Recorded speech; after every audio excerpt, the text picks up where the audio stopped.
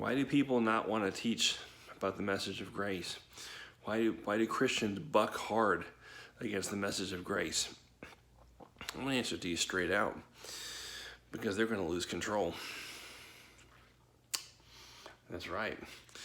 You can't legislate grace. Because you can't legislate the fruit of the Holy Spirit. You just can't do it. And when you relinquish something and give it to God, that's something that as a knee-jerk reaction, as we as carnal human beings, we don't want to do. We don't want to do that. We don't want to relinquish control because that means we have to humble ourselves. We don't want to do that as people. We want to control. We want to make the decisions. The old covenant was not a lesson enough to see what happens when we make our own decisions. That's the reason why it's still part of God's holy word in the Bible, to show what we try to do when we try to make it ourselves. Yeah. This is why the carnal and the worldly primarily gravitate to the old covenant. You hardly ever see them whenever they mention the Bible. You hardly ever see them mention the New Testament at all, the New Covenant at all. They always mention the book of Exodus mainly, the book of Genesis.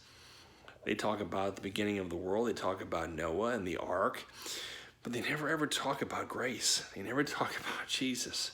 Why is that? Because it requires us to humble ourselves and give it to Him.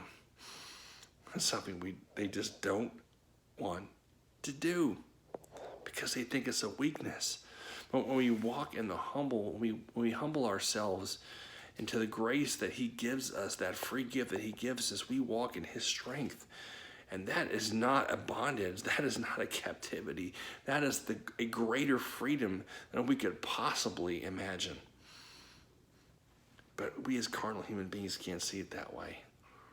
We just look at what we can see with our eyes and our ears. We're 1 Corinthians 2:9 people. We're not 1 Corinthians 2:10 people, which tells us, 1 Corinthians 2:9, I mentioned that before. We're not 2:10, which tells us that God has revealed everything to us. We just say, eye has not seen nor ear heard. So we think, okay, because we can't see it with this or perceive it with this, therefore it's not applicable anymore. It's out of play, out of sight, out of mind. But when God has revealed it to us, that means He has revealed it to us. That means He has shown it to us. We just haven't seen it in the way that we are meant to see it.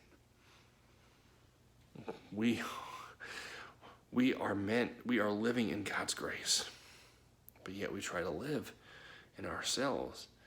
And our knee-jerk reaction is because when we try to live in ourselves, we think we're living in our own strength, in our own independence. But the dependence in God is a greater independence than we could ever have in ourselves. Pray on that. God bless y'all. Have a good night.